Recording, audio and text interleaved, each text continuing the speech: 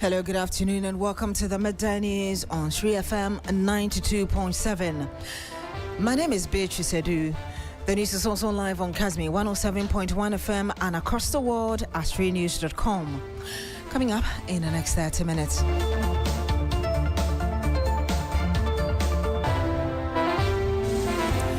Issues surrounding passage of anti-gay bill gets murkier as both Speaker of Parliament and President say procedures were breached and bill not fit for presidential assent.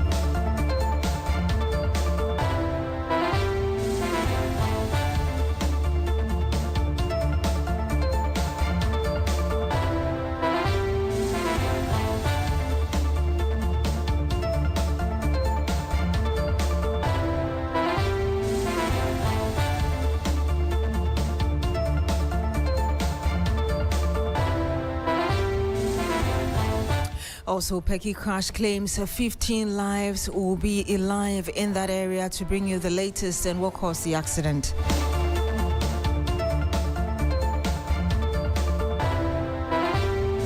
And much later on the program, the Abronya trial is currently ongoing. We'll bring you the latest.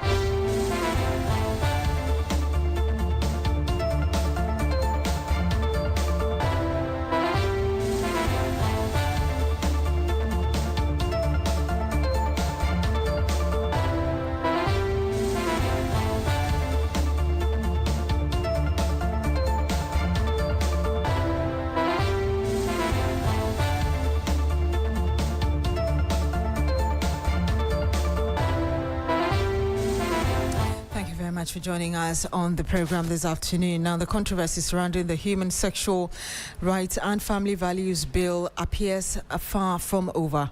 The reintroduced bill was passed by Parliament on Friday, May 29, in the absence of Speaker Alban Bagbin and members of the Minority Caucus who staged a walkout. However, Speaker Bagbin has since expressed surprise over the passage of the bill, insisting there was neither consensus nor the required quorum for a valid decision.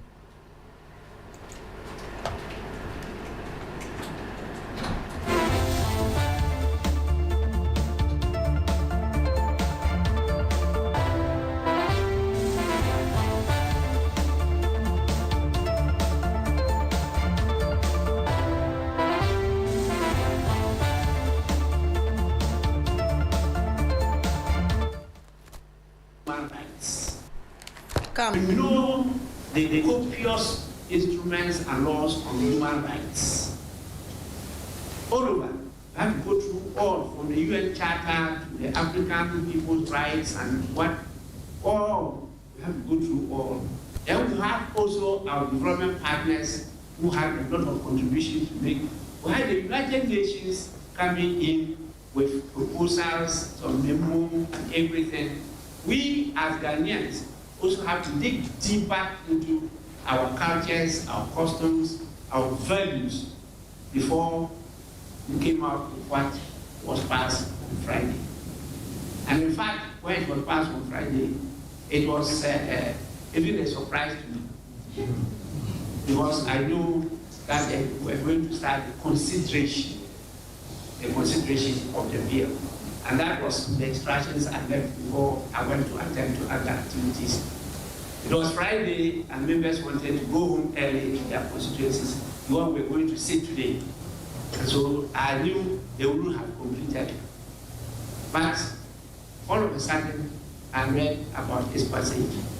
I reacted, and later I saw on TV all the things that happened. And so this evening, I've asked the leaders to meet me in my office.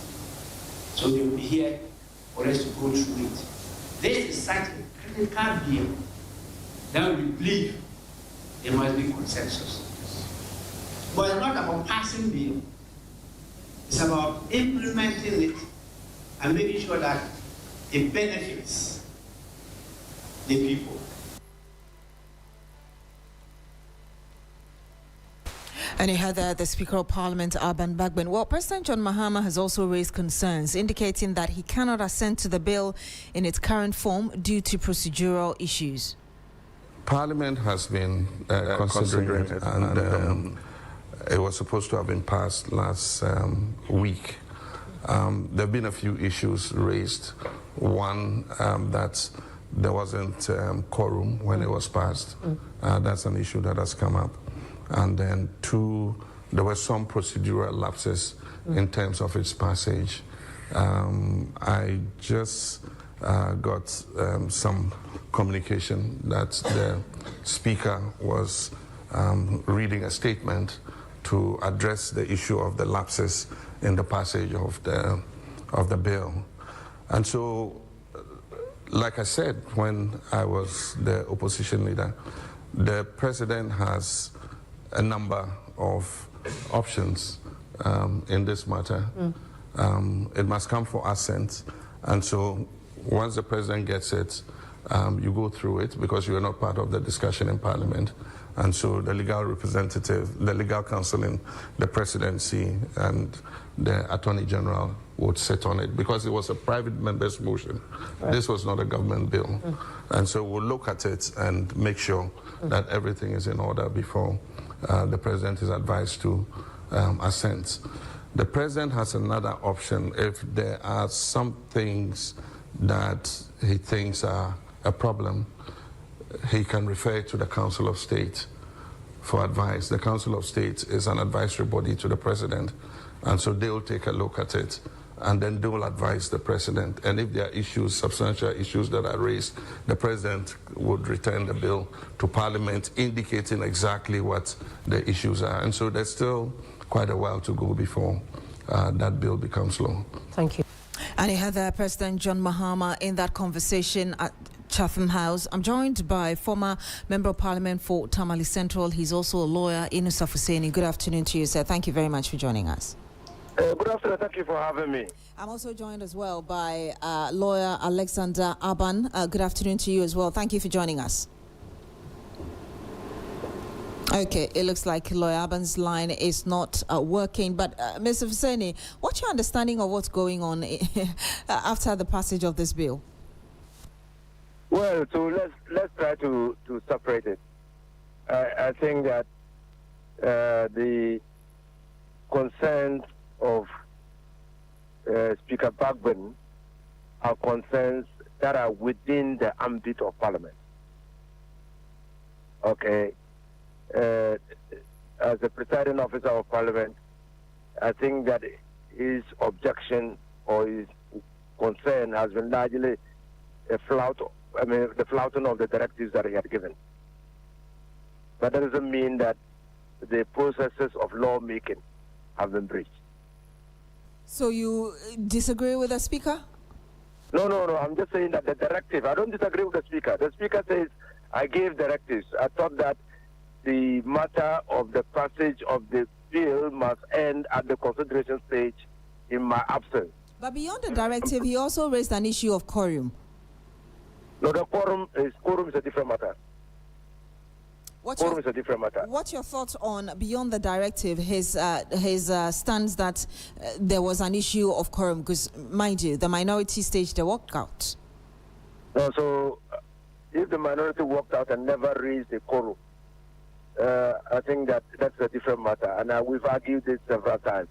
And that was even part of the decision of the court in the budget rejection case, where the minority then walked out of Parliament without reason and objection of quorum, because there is a presumption of regularity if nobody raises a matter of quorum on the floor of the House. So that's a different matter. Listening to what the President said at Chatham House, does it sound like somebody who is committed to assenting to this bill? I'm incredibly proud of the President, to be honest with you. I've listened to it carefully. And this was the argument I advanced when Nana Adedanka Akufo-Addo's secretary wrote a letter to Parliament to cease and desist from forwarding the bill to Parliament. Because the Constitution had provided safeguards. And Kufuor had exercised one of the safeguards. You remember the bill that was introduced to make domestic violence a crime?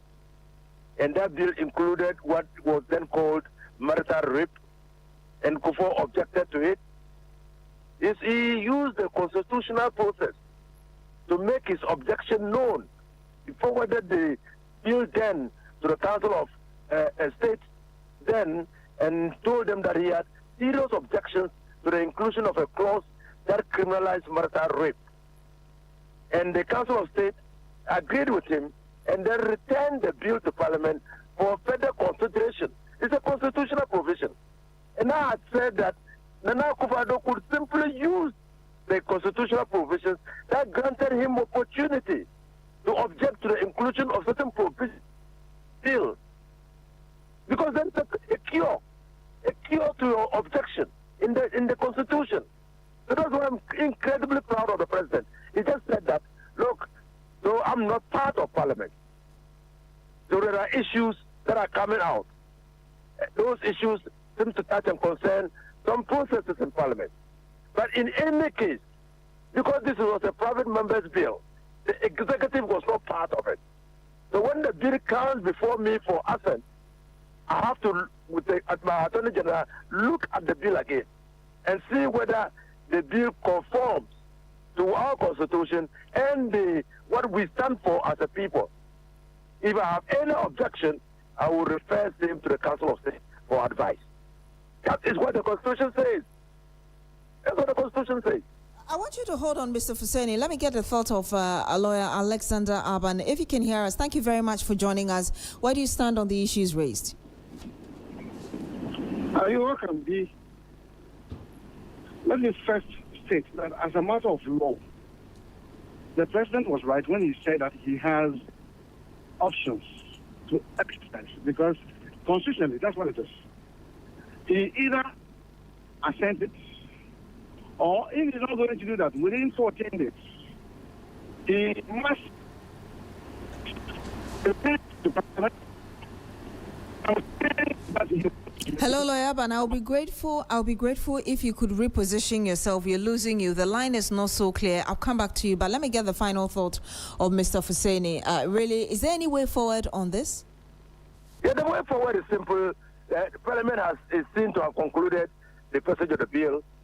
If there are issues, and let me hasten to add that the concern of Backburn and what the President has said can be reconciled and resolved, amicably. If the bill is forwarded to the transmitted, the way the Constitution used transmit, if the bill is transmitted to the President for assent, and the President has concerns, he escalates those concerns and sends them to the Council of State. The Council of State can recommend that and within the time, there are time limits for doing that. The Council of State can recommend that the bill be returned to Parliament for further consideration of certain matters. Well, and then what Backburn had said can be resolved, and what the President will see as being, unwelcome in the bill can also be resolved at the same time. Well, as we speak, we do not know of the bill being transmitted to the presidency or the executive yet, but the President has already given his thought on it. Do you expect the Parliament to resolve those issues before the members eventually transmit this, or the clerk transmits this to the presidency, or it can still go ahead and do that, and the President, of course, within the bill has gone through third reading. By parliamentary practice, Parliament is functus officio. Parliament has passed the bill. The bill cannot be reopened in Parliament. By my understanding of parliamentary procedure, if a bill is passed by Parliament, the next step is for the transmission of the bill to the President. And the President will have a choice, because of his reservations, to send it back within those days you stated earlier. Give the President that option. And I've just told you that President Kufuor exercised that option. That was why I didn't understand why Nana Akufo-Addo refused or neglected to use that option. Indeed. Thank you very much, Mr. Fuseni, for talking to us. And I just had Inusa Fuseni. He is former member of Parliament for Tamale Central, also a lawyer. We still do have Alexander Aban, who is a private legal practitioner, on the line with us. Ms. Aban, hopefully you can hear us. What's your stance? Can you hear me? Yes, it's better now. Please go ahead. Good. Thank you very much. So let us first deal with that of the President, then we'll come to the Speaker. As far as the position taken by the President in terms of what the law says is concerned, he was right. in saying that he has options that he can exercise. The first one being that you sign. The second one being that you return it to Parliament with some kind of memorandum stating the grounds upon which you are not able to sign. The third one is referring the same thing to Council of State for their advice before it even gets to Parliament. So he has that. But the question I'm asking is, at the time that he was on the campaign trail, what did he say that when it is brought to him, he will sign? If he had not read through what was there, what the assurances that he gave, it was upon which one? Was it not the old bill? Had he not read it? So you see. But should the assurances be carried? Should the assurances be carried through when he's seen errors, irrespective of the errors? Is that what you're saying?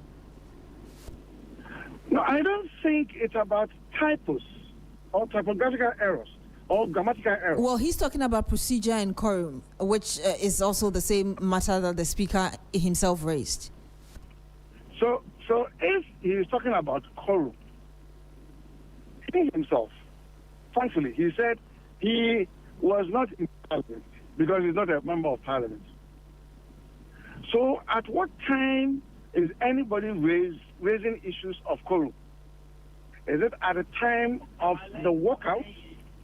Because if the minority stages a walkout and that reduces the numbers, that reduces the numbers, that reduces the numbers below what is required to make a decision. Would, by reason of the walkout, say then that there was no quorum? If that's how we are going to explain it, then it means that a minority which has very close numbers to the majority could use their numbers to scatter the business of Parliament. So you obviously they feel strongly about it. You obviously disagree with the president. I disagree on the issue of quorum, and especially when it was not called. When it was not called, Section 37 of our Evidence Act says then that official conduct, official action is seen to be regular. And as of now, because Parliament has passed the bill, they cannot go back until it has been brought by the president. All right, we'll have to end it here because of time, but thank you very much. We do apologize for the poor quality of that line. That was lawyer Alexander Aban giving us his perspective on what's going on as regards the recently passed anti-gay bill in Ghana. Now, the Ghana National Fire Service has confirmed the death of 15 people in a fatal crash at Peki Chame near the Peki Senior High School in the Voti region. The accident, which occurred in the early hours of Tuesday, involved a head-on collision between a Mercedes-Benz container truck traveling from Nkwanta to Accra and a Mercedes-Benz passenger bus traveling from Bato to Kabiti in the Uti region, and we'll bring you some more later.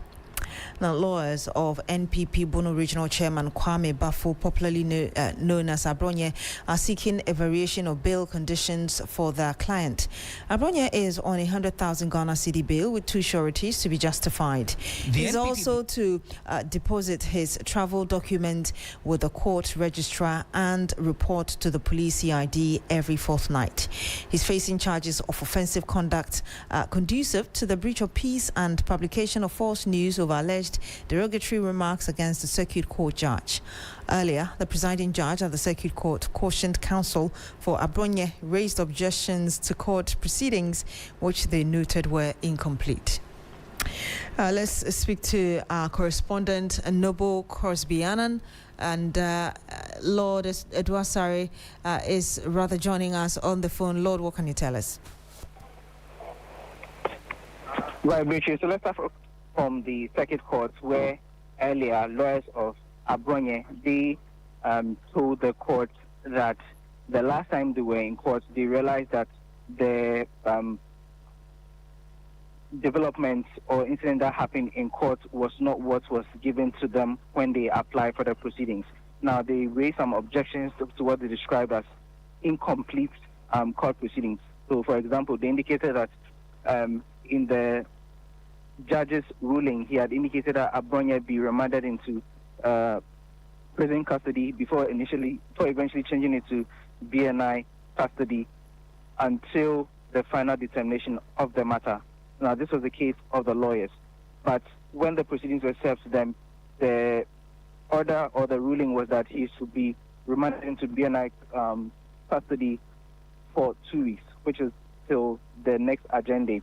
Now, because of this inconsistency, they were indicating that the processes that were served was erroneous. And then the judge raised the point that those were very grave allegations to make, because you're talking about forging court documents, which has its own penalties.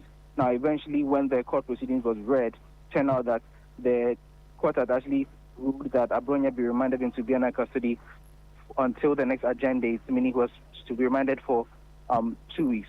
Now, fast forward to the High Court, they were praying the court to vary his bail conditions.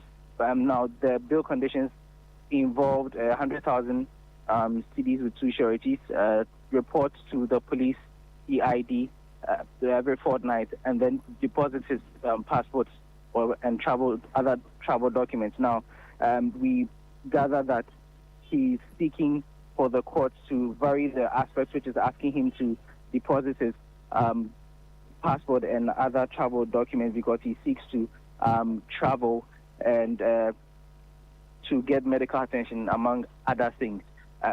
When the case was called today, the prosecution indicated that initially the court indicated that they had just been served with that application, and so they would have to go through. And then the prosecution also indicated that they had been served not long ago by Abronya's lawyers. And so the court sought for more time for the parties to, which is the prosecution essentially, to assess the documents, because they had filed an affidavit of opposition to that documentation. And so the case has been adjourned to Thursday for that hearing and ruling on the application to vary the bail conditions of Abronya Beatrice. Right. So aside from you, I heard you talk about a German date. What more can you tell us as regards what we should expect in the way forward? Well, on Thursday, the lawyers of Abronya will be expecting to move that application for the courts to vary the bail conditions. The prosecution has already filed an affidavit in opposition, and so when they are done making their argument, the courts will have to rule on it. And if they grant him the bail application, it will mean that his passport will be released to him, and then he'll be allowed to travel outside. Otherwise, if it's denied, they may want to look at other options and all that, Beatrice. Thank you very much. Lord Edwasare, he's our court affairs correspondent. Now, the Allied Health Professions Council has shut down 5 unlicensed medical laboratories in the Tamale metropolis and arrested 2 individuals during a regulatory inspection exercise. The council says the affected facilities were operating without the required licenses and failed to meet key professional standards, raising concerns about patient safety. Northern Regional Correspondent Nadrat Mohammed will be joining us very shortly, but let's hear a representative of the council. Focus is the patients and the general public. It means that there's a possibility, high possibility, that they are not getting the requisite diagnostic tests done on them. So the effect is not something that we can gloss over. It's a very serious issue. You go to hospital or you go to perform any diagnostic procedure because you want to be diagnosed of your condition. If you come in and then they use a very substantial way of doing things, and unfortunately they give you some diagnosis, go a long way to affect the treatment. And you go come every day, your problem is not being solved, and that is not accepted. We think that has to be approved until we see evidence that these procedures that they run are well-established procedures. We cannot open those labs for them to open. So we cannot confidently see the lab there. We cannot trust whatever is going to happen, because since the procedures are not being done well, we cannot be sure what the outcome will be. That Immediately after here, I'm going to engage the CU, the Registrar for Health Facility Regulatory Authority, IFRA. He's a friend. I will engage him, and we'll have to get some understanding of how come such facilities are operating this way. If there's an oversight, we will definitely engage for that to be done. We are in charge of the service itself. Regulators, we regulate the service of the practice. IFRA is to regulate the facilities itself and its management. And we are not satisfied with the service. It has an effect with the facility itself. So the two must collaborate, we must work hand in hand to get that iron out so that collectively the benefit will be to the general public than the current situation we find ourselves. Now let's And you had a representative of the Allied Health Professionals Council, Dr. Ishahaku Shirazu. Let's speak to correspondent Nadrat Mohammed. Nadrat, tell us more about really the specific breaches uncovered at the facilities. This exercise started yesterday. It's supposed to be 2 days exercise that we are continuing today in the Tamale metropolis. We visited some number of laboratory facilities here in Tamale, and about, as of yesterday, about 6 were closed down because the council said they spotted some procedures in the facility that are not of good standing, so they are not qualified to operate as a laboratory in the Tamale metropolis.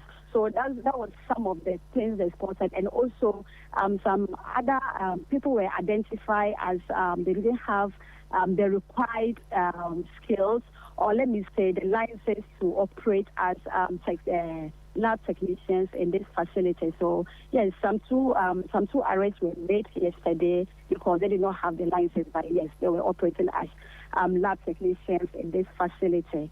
So those and then other challenges such as inappropriate disposal of their waste and other things contributed to the closure of some of these facilities in the Tamale metropolis. Thank you very much, Nadrat Mohammed. She's our Northern Regional Correspondent now. President John Mahama has held a breakfast meeting with UK Prime Minister Keir Starmer to advance Ghana's long-standing bilateral relations with the United Kingdom.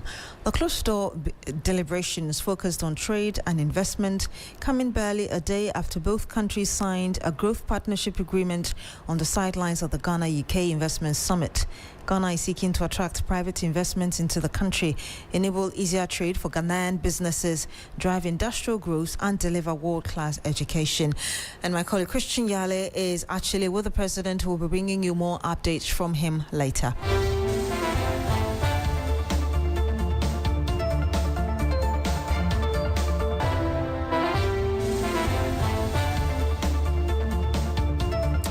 Before we go, residents of Kinky Factory, a suburb of Koforidua, are demanding sustainable drainage systems and wider culverts to address recurring flooding in the area. The flooding, which residents blame on ongoing China Mall construction, has affected the community in recent weeks. And again, we'll bring you more later. My name is Beatrice Adu. Thank you very much for joining us on the Midday News on 3FM 92.7. Log on to 3news.com for more news. Have a good afternoon.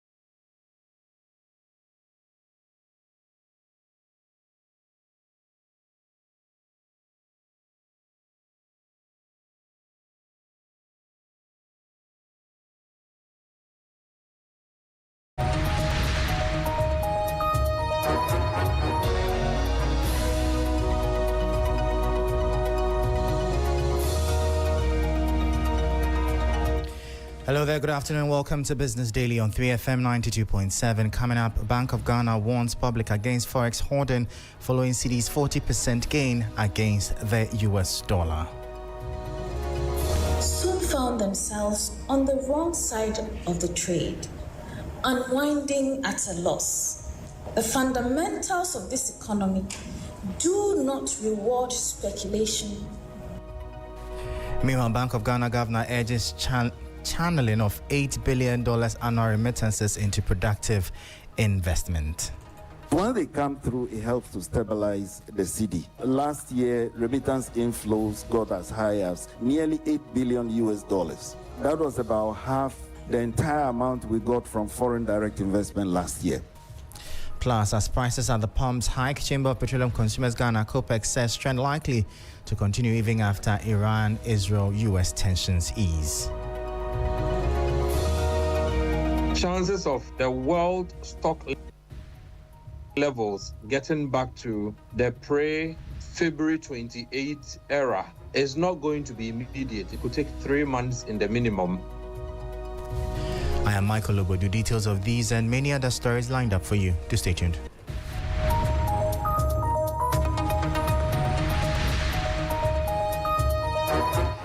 Thank you so much for your time. Now straight into our top story. And the Bank of Ghana is warning individuals and businesses against hoarding foreign currency in anticipation of a depreciation of the cedi. According to the central bank, such speculative behavior has become more common following the cedi's strong performance last year when it recorded gains of about 40% against the US dollar.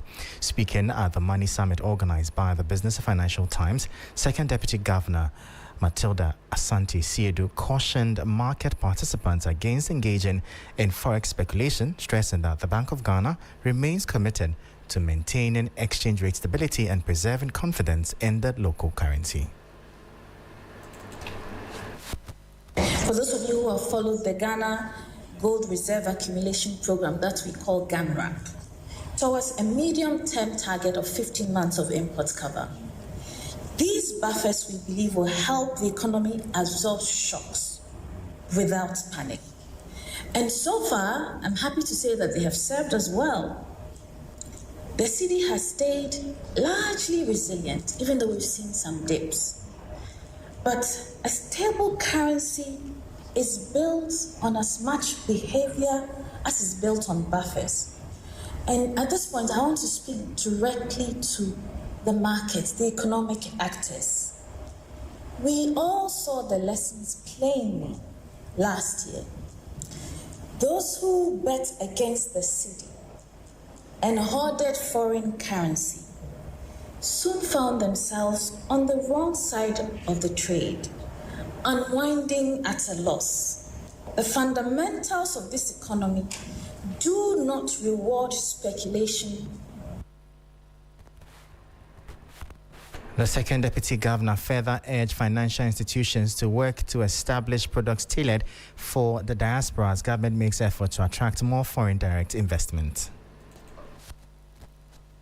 In our capital markets, in remittances. Yesterday, for those of you who followed the Ghana firm in the UK, you would have heard people in the diaspora eager, looking for investment instruments to put their money. So those of you in the banking sector, this is a challenge for you. Create products and services that enable them to channel their resources not into just consumption, which is remittance that we all take every month or end of month and consume, but into products that translate into investment into the economy, because the capacity exists.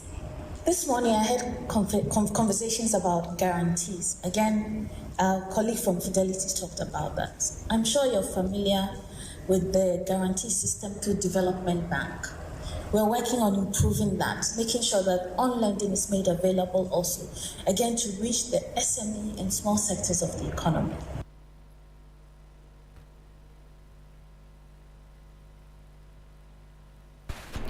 So that was Second Deputy Governor of the Bank of Ghana, Matilda Adu, Beatrice Adu speaking there. Now, the governor of the Bank of Ghana, Dr. Johnson Isiama, has called for a major shift in how the nation utilizes its estimated $8 billion in annual remittance inflows, urging stakeholders to move beyond household consumption and toward long-term capital investment. Speaking at the Ghana-UK Investment Summit, Dr. Isiama highlighted that while diaspora remittances serve as a critical source of foreign exchange, their full economic potential for enterprise financing, capital formation, and national development remain unharnessed.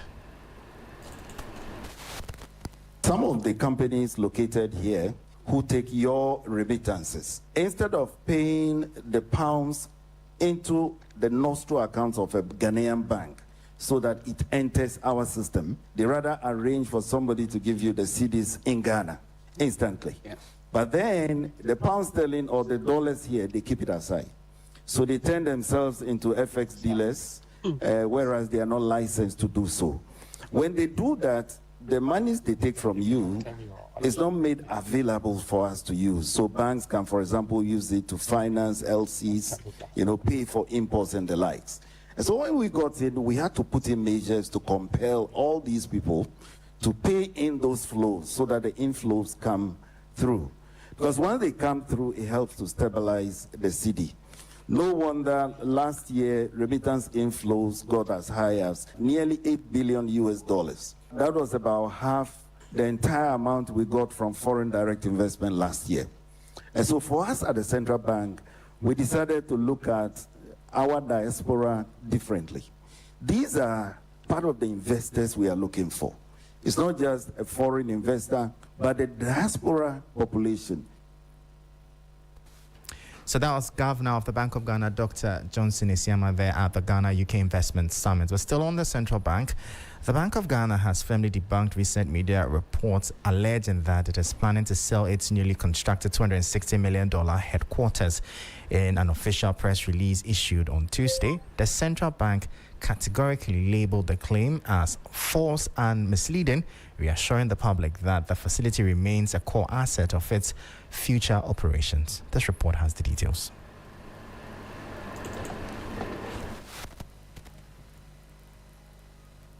The central bank statement came in direct response to an article published by My Joy Online on June 1, 2026, titled Bank of Ghana Considering Sale of New $260 Million Headquarters. The BOG clarified that it is not engaged in any discussions, considerations, or planning stages regarding a potential sale. According to the Apex Bank, the state-of-the-art facility was commissioned specifically to support the bank's day-to-day operations, enhance efficiency in discharging its statutory mandate, and serve as a critical long-term institutional asset. The central bank urged both the public and media houses to completely disregard the publication, warning of the broader economic implications that speculative journalism can cause. Reiterating its commitment to transparency, the Bank of Ghana advised the media to seek proper verification from its communications team before publishing stories concerning its operations.